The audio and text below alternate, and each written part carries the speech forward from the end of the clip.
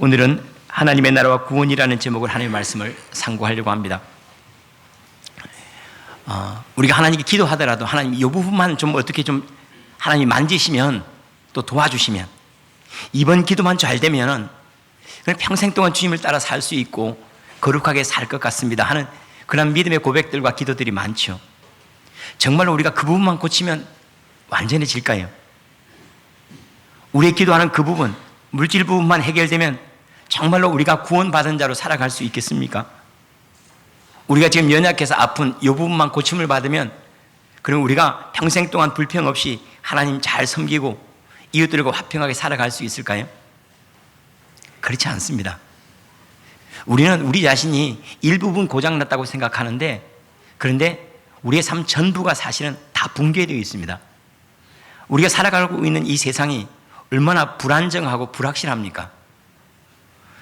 정책 기조가 그러하고 또 경제 정책들이 그러합니다.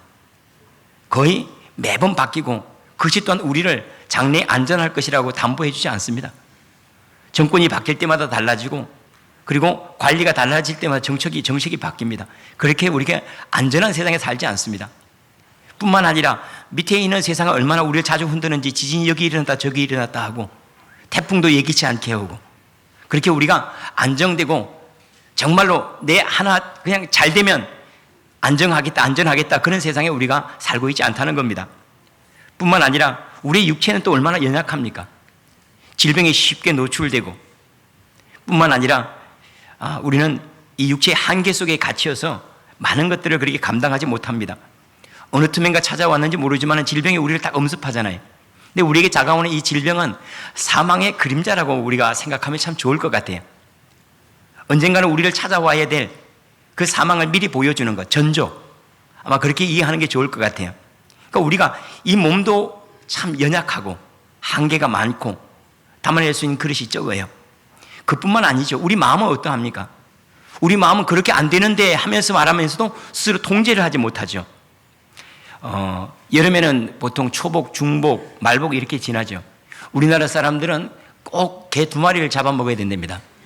하나는 선입견, 또 하나는 편견. 이 2마리는 꼭 잡아 드셔야 된답니다. 아직 개를 안 잡아 드셨으면 선입견이라고 하는 개 1마리하고 편견이라고 하는 개를 좀 잡아 드시기를 바랍니다.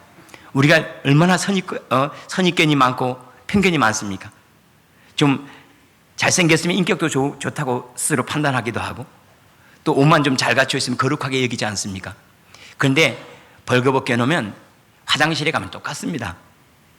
먹는 거 어떤 사람은 입으로 안 넣고 다른 데로 넣는 사람은 없습니다. 먹는 것 보고 싸는 것 보면 다 똑같아요. 그런데 우리는 스스로 속이고 많이 살아가지 않습니까? 뿐만 아니라 우리에게는 스스로를 조절하지 못하는 그러한 장애들이 많죠. 이게 조절장애라고 하는데 분노 조절장애라고 하는 거 아시죠? 욱하는 마음들. 안 된다고 생각하면 욱하고 올라와요. 뿐만 아니라 충동 조절장애들. 그냥 홈쇼핑만 보면 저지르고 싶은 그런 장애들이 많죠. 그리고 경마장만 지나가면 말을 좀 타고 싶은 생각들, 뭔가 좀 저지르고 싶은 그런 충동들이 많이 있지 않습니까?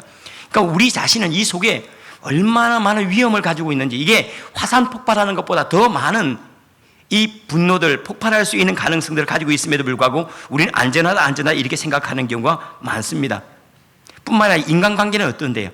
오늘 좋다고 내일 금방 다툽니다. 그렇게 좋았던 사람 죽지 못해서 그냥 죽지 못해서 따라가서 막 결혼을 하겠다고 따라다니는 그 사람 결혼하가서 왜 그리 또 싸우는지 몰라요. 1년이 못 갑니다. 참 신기하죠. 그런데 우리는 우리 인생이 그 기도 제목만 들으면 안전하다. 그 곡만 들으면 안전하겠지. 그런 거 없습니다. 우리는 총체적인 난관이에요. 총체적인 타락, 이걸 가리켜 토탈 디프레버티라고 그래요. 총체적인, 다시 말하면 전적 타락 속에 있어요. 어느 한 부분 고쳐서 우리가 인생이 발라지거나 어느 한 부분 채워주면 우리가 거룩해지는 그러한 상황이 아니라는 거예요. 우리는 전부 다가 고쳐져야 되고 완전히 새롭지 않으면 그냥 그 자리로 돌아갈 그러한 삶의 상황 속에 있다는 사실입니다. 어디 하나 고쳐도 될 사람들이 아닙니다. 우리가 이 얼굴 보면 하나 고치면 잘 될 것 같지 않습니까? 오래 못 갑니다. 그런데 우리가 이렇게 인식하면 참 감사해요. 왜냐하면 구원이라고 하는 것은 자기 자신이 잘못됐다는 것, 병들었다는 걸 인식하는 순간부터 구원이 이루어지기 시작해요. 구원이나 치료는 자기 자신이 병자라고, 하나님 나를 용서하십시오, 나를 치료하십시오라고 구할 때부터 치료가 시작이 돼요. 근데 우리 자신이 병자라고, 우리 자신이 총체적인 난관이 없다고, 내 안에 사망이 없고 어둠이 없다고 생각하면 고침을 받지 못해요. 예수님 앞에 고침을 받는 환자들을 보세요. 전부 다 나를 구원하소서라고 얘기해요. 나를 불쌍히 여겨달라고 구원해달라고 얘기해. 다시 말하면 자기 자신이 환자라는 사실을 인식하고 있다는 거예요. 한 2주 동안 매스컴에 시끄럽게 떠들었던 교수님 한 분이 계시죠. 장모 교수님인데 인분 교수라고, 자기가 데리고 있는 제자를 어떻게 그렇게 할 수가 있습니까? 그죠? 학대하고 때리고, 자기가 못하니까 또 자기 밑에 있는 제자들을 시켜서 그 제자를 학대하고, 나중에는 포도주를 마시는 기분으로 마시라고 자기 인분을 주고, 이거는 사람이 할 수 있는 일이 아니죠. 그리고 얼차례를 시키는데 1시간 동안 얼차례를 시키고, 이 정말로 사람이 어디까지 잔인해질 수 있는가? 그런데 그분이 성도예요. 그분이 교수님이에요. 그런데 우리가 언뜻 생각하면 그렇게 학대를 당했던 그 청년이 있잖아요. 아니, 달려 나오면 되잖아요. 도망쳐 나오면 되는 거고, 그리고 회사를 그만두면 되잖아요. 30만 원 받으면서도 거기를 직장이라고 생각하고 다닌 거 아닙니까? 그렇게 학대를 받으면, 우리는 언뜻 생각, 금방 나오면 되지 왜 안 나왔어? 이렇게 얘기하잖아요. 근데 심리학자는 말하기를 그러한 상태를 가리켜서 학습된 무기력이라고 이렇게 얘기를 합니다. 학습된 무기력. 그러니까 그런 일이 계속 반복이 되면 그걸 당연하게 받아들이는 거예요. 자기에겐 더 이상 탈출구가 없다고 여기는 거예요. 그래서 핍박받는 것을 당연하게 여기고 억압당하는 것을 마땅하게 여기는 그런 상태가 되어버린 거예요. 그러니까 학습된 무기력한 상태, 아무것도 저항할 수 없는 그런 상태를 얘기하죠. 그런데 사실은 제가 이 말씀을 드리는 것은 우리가 그런 상태에 있다는 거예요. 우리는 세상에 이 정도면 그래 행복하다고 생각하고, 이 정도 살면 거룩하다고 생각해요. 그래 이 정도 살면 세상 잘 산 거라고 늘 생각하는데, 이건 학습된 거예요. 우리는 스스로가 아픈 부분이 있음에도 불구하고 아프다고 여기지를 못하고 있어요. 모나고 있지만, 내 인격이 완전히 모나 있지만은 그래 다른 사람과 비교했을 때 좀 낫다고 생각하는 거예요. 그래서 마치 이 학습된 이 무기력처럼 우리 스스로가 이 세상이 그래도 나름대로 행복하고 구원이 한 부분만 이루어지면 될 것 같은 그런 착각 속에 살아가고 있다는 겁니다. 그러나 실제로는 그렇지 않습니다. 우리는 모든 부분에 구원이 필요하고 모든 방면에서 은혜가 필요한 사람들입니다. 그런데 안타까운 것은 우리가 통제할 수 없는 상황에 우리가 이르렀다는 거예요. 병이라고 하는 것도 우리가 알약 하나 먹어서 나을 수 있는 그런 지경이 있는가 하면 더 이상 약으로 치료받을 수 없는 그런 형편이 있잖아요. 근데 지금 우리 상태는, 이 사람의 상태가 한 부분 교육으로 훈련으로 되어지는 이런 상태가 전혀 아니라는 거예요. 완전히 통제할 수 없는 상태, 아웃 오브 컨트롤이에요. 그냥 완전히 통제할 수 없는 상태예요. 우리가 이번 여름에는 가뭄의 기간이 많이 좀 길었습니다. 참 어려운 시기를 잘 지났습니다. 근데 우리나라만 그렇지 않고 이상 기온들이 많이 나타나기 때문에 요즘에는 그것까지 어떻게 사람이 통제할 수 없을까? 그래서 가뭄이 올 때는 위에 인공 강우를 만들어서 비를 내리게 하거나, 눈이 내리지 할 때는 겨울에 인공 눈을 만들어서 눈이 내리게 해서 강우량 조절을 이렇게 하려고 하는 그런 시도들이 많고, 그리고 시도들이 성공적으로 이루어진 데도 있습니다. 그런데 자, 이거 조심해야 되는 게, 지금 많은 기후학자들이 근심하고 걱정하는 부분이 뭐냐면, 그렇게 한 부분은 비가 내릴 수 있게 하는데 이 한 부분이 비가 내리면서 다른 균형이 싹 깨져 버린다는 거예요. 한 지역에는 가뭄을 해결하는데 한 지역에 가뭄을 내리기 위한 이 기상현상이 한 지역에만 국한되는 것이 아니라 이것이 다른 지역에 가뭄을 불러올 수도 있고 다른 변화를 불러올 수 있는 수많은 가능성이, 이것이 계산되지 않고 일어난다는 거예요.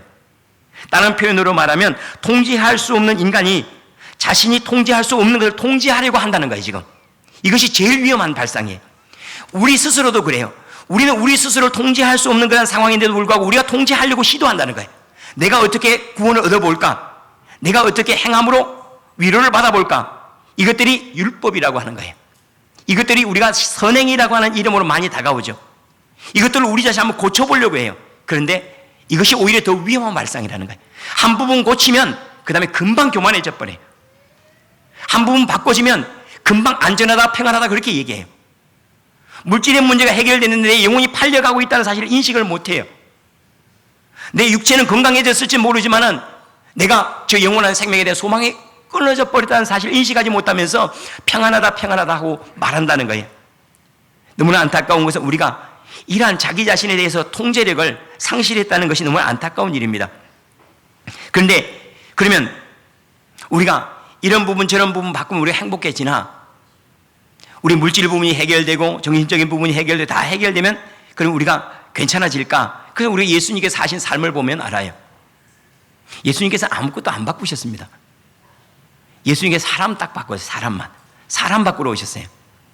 그런데 이것은 비유적으로 컴퓨터에 비유하면 돼요. 입력되는 데이터는 문제가 별로 없어요. 입력되는 데이터가 어떤 데이터든지 여기 안에가 고장나 있으면 전부 다 오류가 발생해요. 예수님이 사셨던 그 상황은 제자들의 상황이나 병든 사람들의 상황이나 권력자의 상황이나 다 똑같은 자리에 예수님이 오셨어요. 그런데 예수님 안에 들어가는 그 모든 상황은 예수님은 그냥 평안이에요. 기쁨이요. 하나님을 만나는 거예요. 같은 하늘을 봐도 하나님을 만나고 들에 피는 백합화 한 송이를 보고도 하나님을 만나요. 똑같은 입력을 보면서 똑같은 데이터를 받아들이면서 사람들은 병이 나요. 교만해져요. 주님과 더 멀어져요. 문제는 데이터의 문제가 아니에요. 돈 문제가 아니에요. 건강의 문제가 아니에요. 우리의 상황의 문제가 아니라는 거예요. 어떤 사람은 들어갈 때 어떤 일이 들어가도 다 감사를 받는 사람이 있죠. 여기 안에가 그렇게 되어 있기 때문에 그래요. 어떤 사람은 우리가 때때로 우리 스스로 그렇지만 분노한 상태에 있을 때 어떤 말을 들어도 다 화가 나요. 어떤 말을 들어도 다 신경질이 나요. 참 묘하죠. 그러니까 들어가는 입력은 별로 문제가 아니에요. 들어가는 상황이 문제가 아니라 이 안에 있는 것이 문제인 거예요. 이 안에가 바르게 통제를 못하는 거예요. 컨트롤을 못하고 해석해내지를 못하고 그리고 바르게 흘러내보내지를 못하는 거예요. 그러니까 이 안의 문제 때문에 밖에 있는 데이터가 문제라고 그걸 한번 바꿔보죠. 우리 집의 문제인가 한번 바꿔보고 내 자식의 문제인가 한번 바꿔보고 남편이 문제인가 한번 이혼도 한번 해보고 아내가 문제인가 한번 결별도 해보고 이렇게 자꾸 바꿔보는 거예요. 데이터를. 아무리 데이터를 바꿔도 문제는 내 안에 있다는 거예요. 여기 안에가 바뀌지 않으면 문제가 해결되지 않아요. 그래서 예수님께서는 입력을 똑같이 받았음에도 불구하고 같은 데이터를 받아들였음에도 불구하고 나오는 것도 전혀 달라요. 그분은 딱 한 평이 없어도 평안한 잠을 주무세요. 어떤 이들은 많은 집을 가지고 잠을 못 자는데도 불구하고 그분은 그렇게 살질 않았다는 거예요. 주님은 환경을 바꾸러 오신 게 아닙니다. 주님은 사람을 바꾸러 오셨어요. 우리가 기도해야 될 것은 하나님 이것저것이 아니라 하나님 제 자신의 전부가 주님의 구원이 필요합니다. 머리끝에서 발끝까지 하나님의 거룩한 부분이라 한 군데도 없습니다. 하나님의 은혜가 아니면 하나님의 어떤 모양도 냄새도 하나님 나타낼 수가 없습니다라고 고백하는 것이 오히려 정직한 고백입니다. 이런 사람의 상태를 가리켜서 종교개혁 당시에 많은 신학자들은 엑스트라노스라는 말로 표현을 했어요. 엑스트라노스라는 말을 우리가 감옥에 사람이 갇히면 문은 밖에서 따주고 건져내야지 나오잖아요. 늪에 빠진 사람은 스스로를 나올 수가 없으니까 밖에서 손을 잡아서 이끌어내야 되는 것처럼 엑스트라노스라는 말은 사람 밖으로, 우리 밖으로부터라는 뜻이에요. 다시 말하면 이제는 사람이 어느 누군가의 도움이 있지 아니하면 구원받을 수 없는 상태, 누군가 대신 빚을 청산해 주지 않으면 파산 상태, 누군가 용서해 주지 않으면 죄의 문제가 해결될 수 없는 그런 영적인 파산 상태, 이러한 상태에 우리가 있다는 사실이에요. 우리 스스로의 문제를 어떻게 해결할 수가 없어서 단순히 그 문제를 우리는 합리적으로 어떻게 좀 설명을 할까 합리화시키는 경향이 참 많은데 실제로는 우리가 해결할 수 있는 그런 상황이 있지 않다는 거예요. 그런데 감사하게도 주님께서 우리를 구원하시되 우리에게 그것을 두지 아니하시고 하나님의 은혜로 행하셨다는 것을 우리에게 말씀을 하시는데 그것이 우리가 읽었던 에베소서 말씀입니다. 너희는 그 은혜에 의하여 믿음으로 말미암아 구원을 받았으니 이것은 너희에게서 난 것이 아니요 하나님의 선물이라. 주님께 우리를 구원하시는데 늪에 빠져 있는 걸 어떻게 너희에게 나오라고 말할 수 없잖아요. 그러니까 주님께서 그 은혜로 인하여 하나님의 능력으로 인하여 우리를 구원하셨으니 그것을 가리켜 믿음이라 말한다는 거예요. 어느 날 예수님께 부자 청년이 나와서 내가 어떻게 하면 영생을 얻겠습니까? 하고 얘기를 해요. 내가 어떻게 하면 영생을 얻겠습니까? 그때 예수님께서 계명을 지켰느냐? 예, 제가 어렸을 때부터 계명을 다 지켰습니다. 그렇다면 내 소유를 팔아서 가난한 자들에게 나눠줘라. 그리고 넌 나를 쫓으라 그래요. 근데 이 청년이 부자예요. 가진 게 너무 많아서 근심하여서 돌아갔다 그랬어요. 제자들이 웅성웅성 되는 거예요. 야, 부자가 구원을 못 받는다면 누가 구원을 받겠는가? 그런 의견들이 여기저기 나와요. 맞죠? 왜냐하면 여러분 부자들이 불평이 많겠습니까? 가난한 사람이 불평이 많겠습니까? 가난한 사람이 불평이 훨씬 많죠. 가난한 사람은 이것저것 다 불편해. 다 불평이고. 부자들은 별로 불편할 게 없어요. 그럼 누가 후덕하겠습니까? 부자가 후덕하겠습니까? 가난한 사람이 후덕하겠습니까? 보통은 부자가 더 후덕합니다. 누가 쫌탱이 같습니까? 부자가 쫌탱일까요? 가난한 사람이 쫌탱일까요? 제가 지역적인 발언을 좀 하겠습니다. 서울 사람이 후덕할까요? 천안 사람이 후덕할까요? 서울 사람이 좋습니다. 서울 사람이 훨씬 좋습니다. 천안 사람은 밴댕이에요.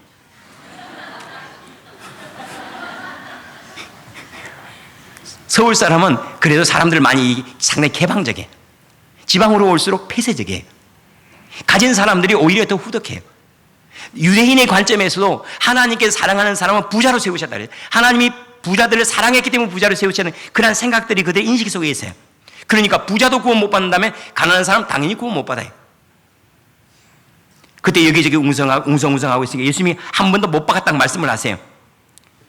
낙타가 바늘기로 들어가는 것이 부자가 천국에 들어가는 것보다 더 쉽다 그래요. 부자가 천국에 들어가는 것, 그것보다 차라리 낙타가 바늘기로 들어가는 게 훨씬 쉬운 거예요. 못 들어간다는 얘기죠, 그거는. 그때 제자들이 다시 예수님께 묻습니다. 그렇다면 누가 구원을 얻을 수 있겠습니까? 부자도 못 들어가는데, 저렇게 계명까지 다 지킨 부자도 못 들어가는데, 그런데 누가 그러면 구원을 얻을 수 있겠습니까? 그때 예수님께서 하시는 말씀이 사람으로는 할 수 없으나 하나님으로서는 다 하실 수 있느니라 그래. 이게 복음이에요. 하나님의 구원은 사람에게 두지 아니하고 하나님께 두셨다는 거예요. 하나님이 구원하시기 때문에 구원 받는 거지. 그러니까 구원이라고 하는 것은 구원을 받는다는 표현보다도, 당연히 구원 받았습니까? 라는 표현보다도 하나님이 당신을 구원하셨습니다라는 표현이 맞는 거예요. 구원은 하나님이 하시는 거예요. 나와 상관없이 하나님이 구원을 하시는 거예요. 나는 다만 그것을 받아들일 뿐이에요. 근데 우리가 뭔가 구원을 위해서 공헌을 한다고 생각하잖아요. 내가 믿어줘야지, 내가 뭔가 의를 행해야지, 내가 뭐 마음문을 열어야지, 이것들이란 영접한다, 또 믿어야 한다, 이런 말들은 뭐냐면 내 공로가 아무것도 없어야 된다는 얘기를 그렇게 표현한 거예요. 나는 아무것도 아니고 하나님께 다 하십니다, 나는 그 안에 들어가기를 원합니다는, 그걸 가리켜서 믿음으로 구원을 얻는다고 얘기하는 거예요. 감사하죠. 우리의 구원이 우리에게 있지 아니하고 하나님의 능력과 하나님의 권세에 있게 하셨으니 이것이 오늘 말씀의 9절에 행위에서 난 것이 아니 이는 누구든지 자랑하지 못하게 하려 함이라 그래요. 행위에서 나지 못하게 주님께서 말씀하셨다는 거죠. 그러므로 우리는 이 구원을 얻기 위해서 그냥 주님의 수술대에 올라가 가지고 주님 이 부분 고쳐주세요, 하나님 이 부분 만져주세요, 이 부분을 구원해 주세요, 끊임없이 주님 앞에 우리 자신을 폭로하는 게 중요합니다. 하나님 비참합니다, 나는 시기심이 많습니다, 나는 쟁투합니다, 나는 정말로 부족한 게 너무 많습니다. 지금 옷은 멋들어지게 제가 설교를 앞에 하고 있지만은 이 속에는 얼마나 냄새가 많이 나겠습니까? 이 냄새 나는 것, 이걸 우리가 감추려고 하면 안 돼요. 그대로 주님 앞에, 주님 나는 여전히 주님이 필요합니다, 주님의 은혜가, 그래서 주님의 수술대에 우리 자신을 자꾸 올려놓는 그런 은혜가 있기를 원합니다. 그러면 주님께서 우리를 죄사하시고 영생을 주시고 주님께서 우리를 치료하시고 회복시키시는 이유가 뭘까요? 에베소 2장 오늘 말씀 읽었던 10절 말씀에 나와 있습니다.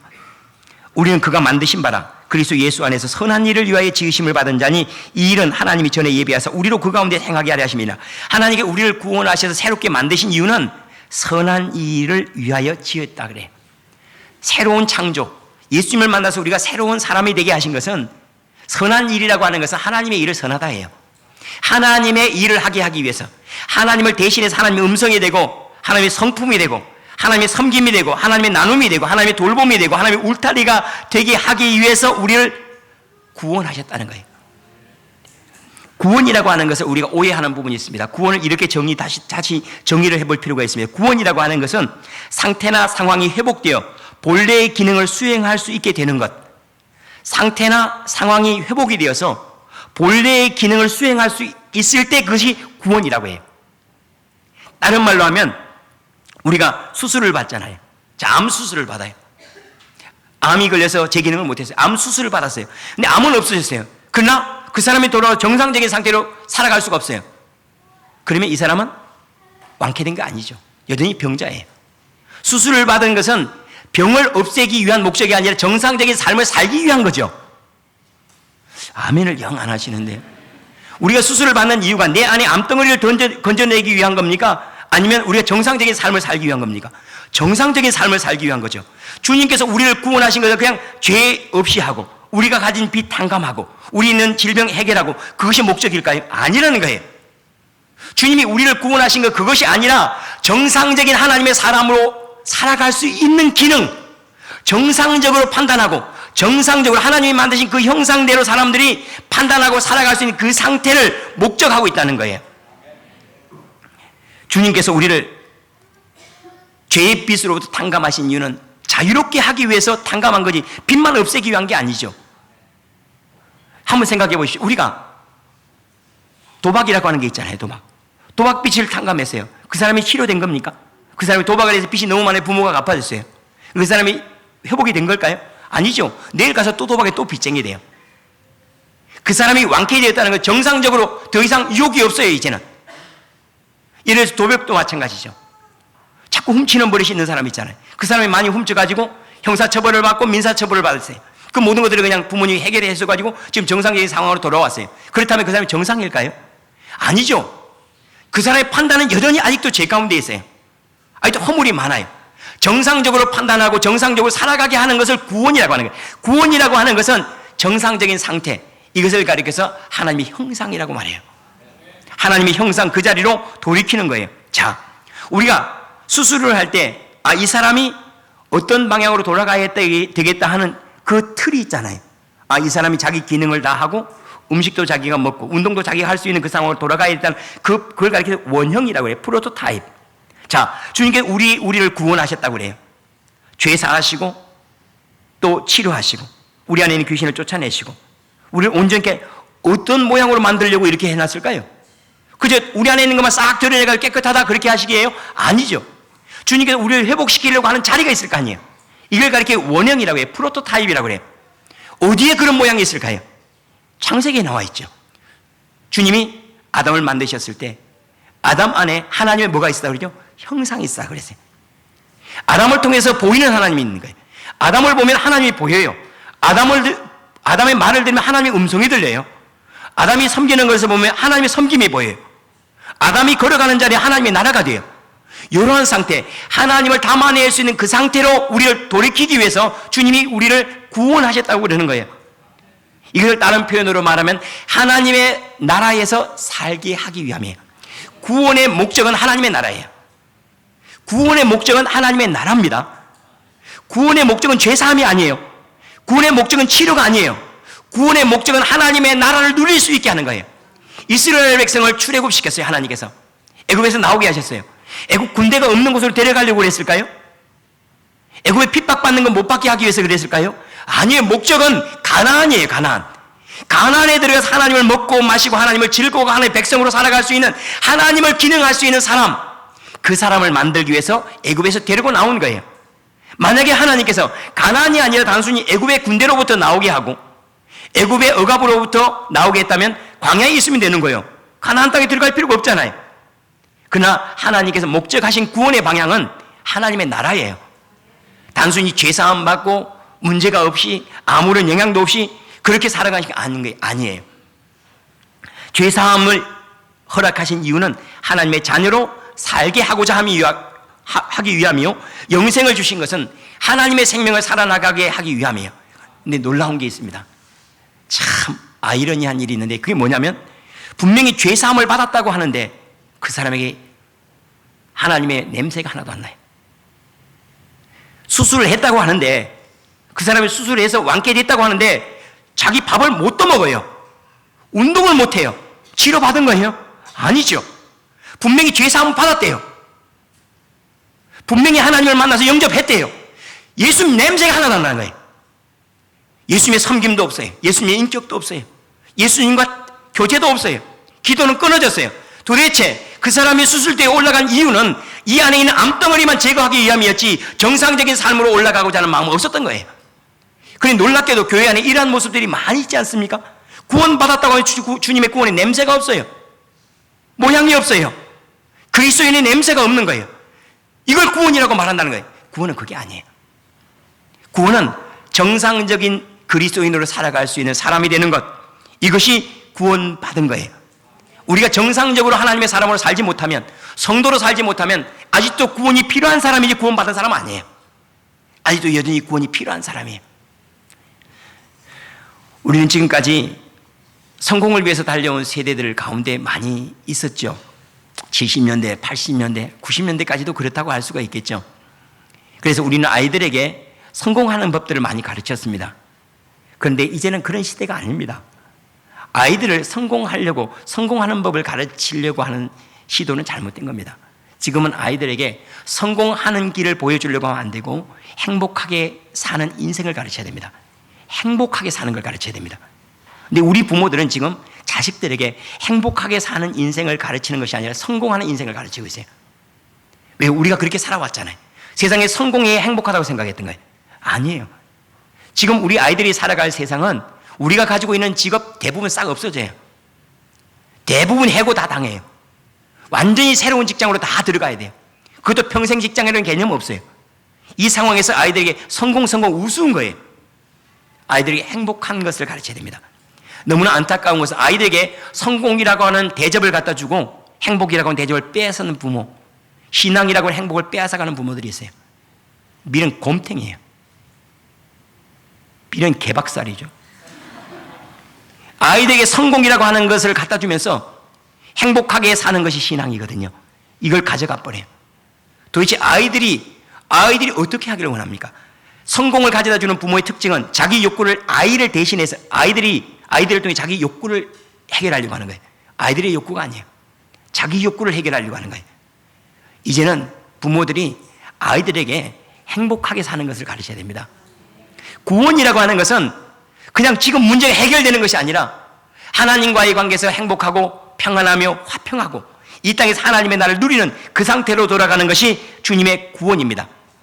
그리고 주님은 이것을 주님의 방법으로 행하신다고, 사람으로는 할 수 없으되 하나님으로서는 다 하실 수 있다라고 우리에게 약속을 하였습니다. 뿐만 아니라 주님께서 우리를 회복시키려고 하는 그 상태를 신약 성경에는 뭐라고 많이 얘기를 했어요. 그런데 한 가지만 얘기를 하겠습니다. 데살로니가서 5장 16절에 18절 말씀에 항상 기뻐하라, 쉬지 말고 기도하라, 범사에 감사하라, 이것이 그리스도 예수 안에 너희를 향하신 하나님의 뜻이니라.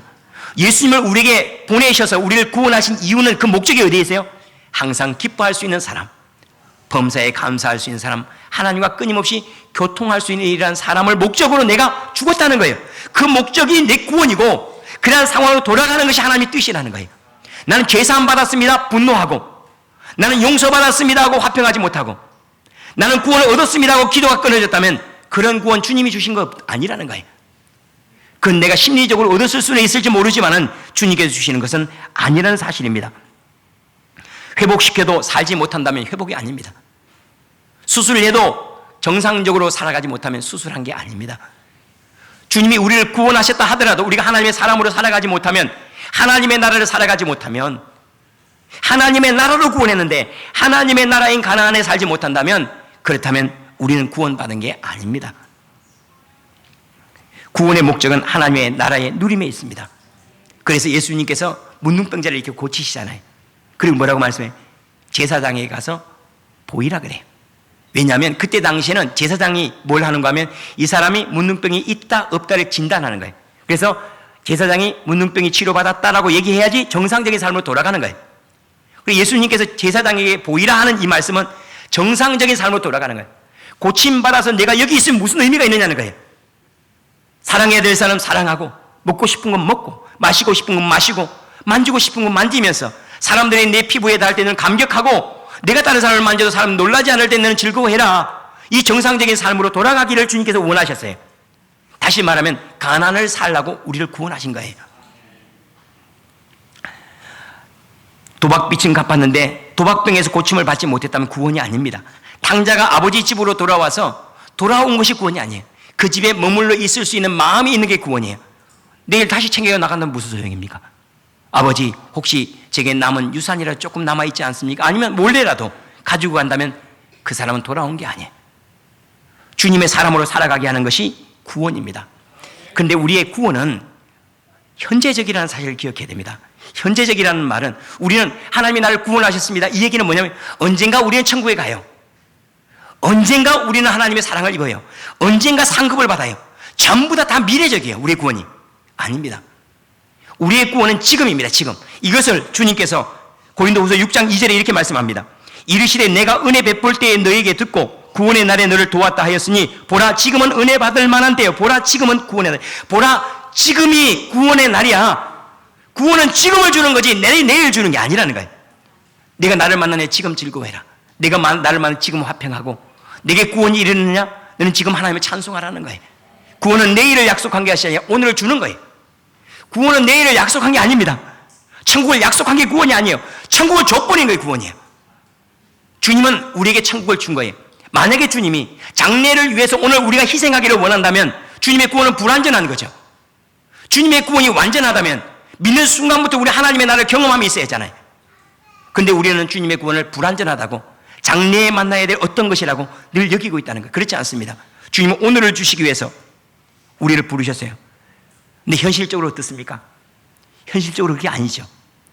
우리는 주님을 믿었지만 분노하고 또 죄의 유혹에 빠지고 그래서 마치 이것에 비유할 수가 있을지 모르겠습니다.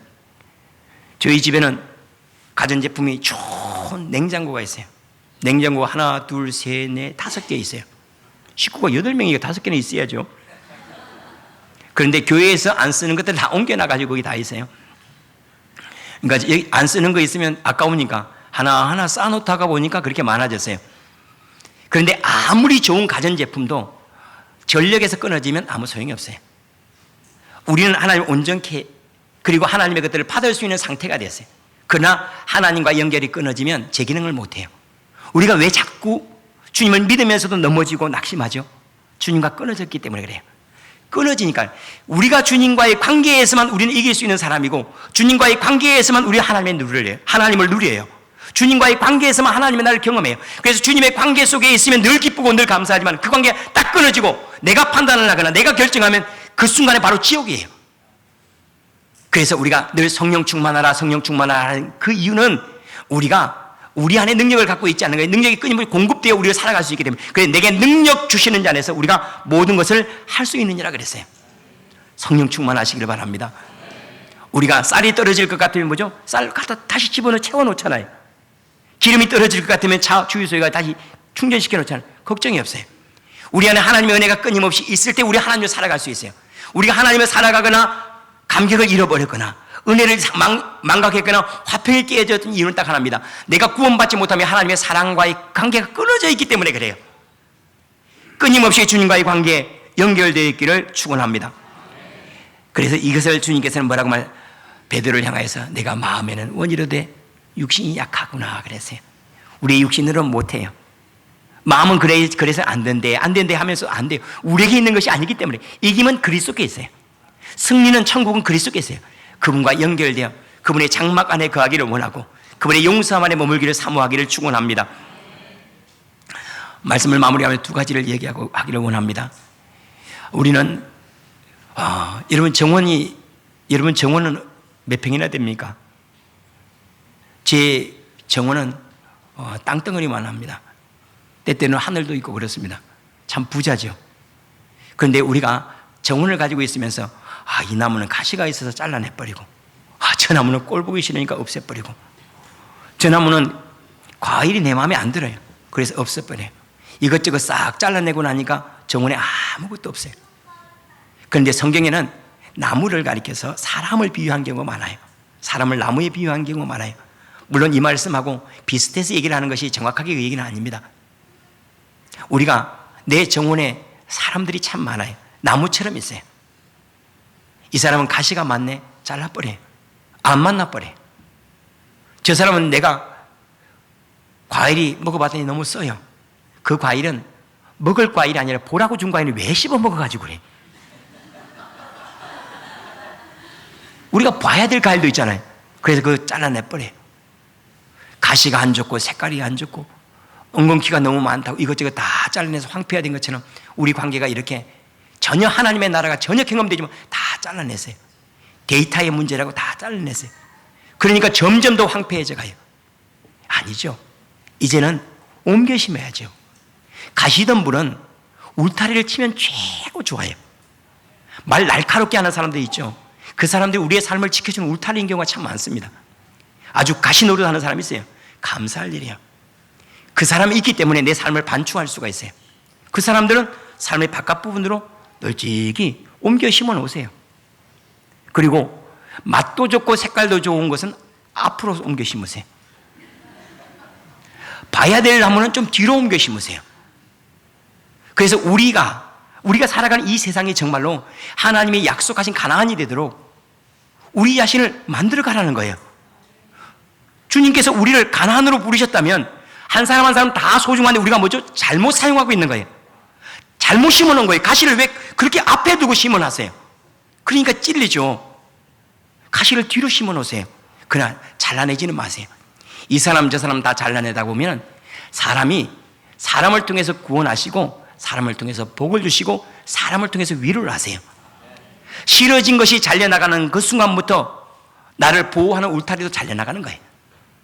이 사람 내 삶에서 끊어내면서부터 그 사람을 통해서 오는 하나님의 은혜도 잘려낸 거예요.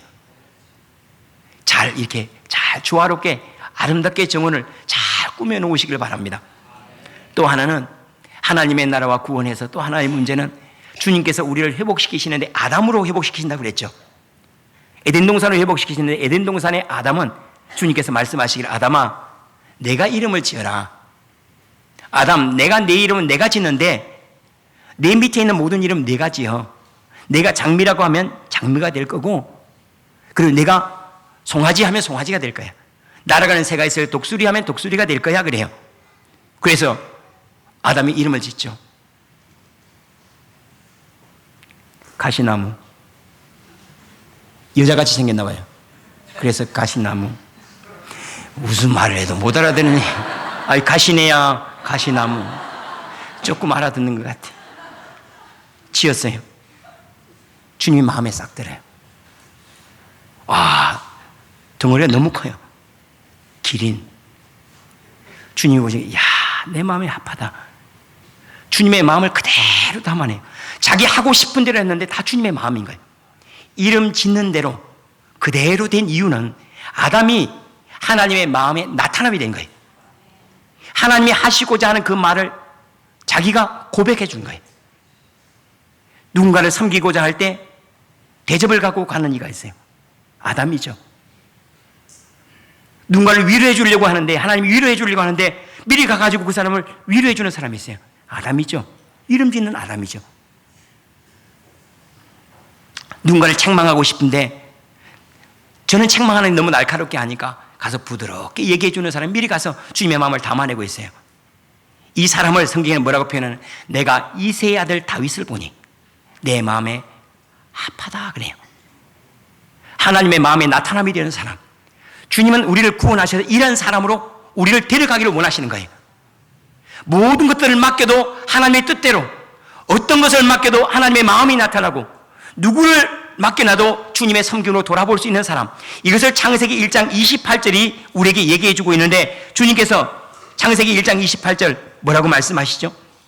다 만들어 놓고 다 빚어 놓고 주님께서 하시는 말씀이 그들에게 복을 주시며 하나님이 그들에게 이르시되 생육하고 번성하여 땅에 충만하라. 땅을 정복하라. 바다의 물고기와 하늘의 새와 땅에 움직이는 모든 생물을 내가 다스리라. 이제 내가. 왜? 너는 나의 마음의 나타남이니까. 너는 내 섬김의 나타남이고 내 사랑의 고백이요 내 찬송이 될 수 있는 사람이니까 나는 너를 그래서 너를 만든 것처럼 나는 예수 그리스도를 통해서 그래서 너를 구원하는 거야. 이 자리로 이름 잘 짓도록. 그래서 딱 보고 이름을 지어요. 점심 하준홍. 이름을 잘 지어놓으면 점심 식사 하준홍 입술에 딱 사줘요. 함께 산책할 여인. 그럼 집사람이세요. 이름을 잘 주님의 마음을 그대로 담아낼 수 있는 이러한 자리. 주님의 구원은 내일이 아니라 오늘 이러한 삶을 우리를 초청하세요. 하나님의 나라와 구원을 잘 여기시기를 바랍니다. 내일 일이 아니라 오늘 하나님의 자리로 하나님의 나라를 우리를 부르셨고 또한 그 은혜를 실질적으로 우리 가운데 허락하셨던 사실을 믿고 구하고 살아내는 저와 여러분이 되기를 축원합니다. 기도하겠습니다.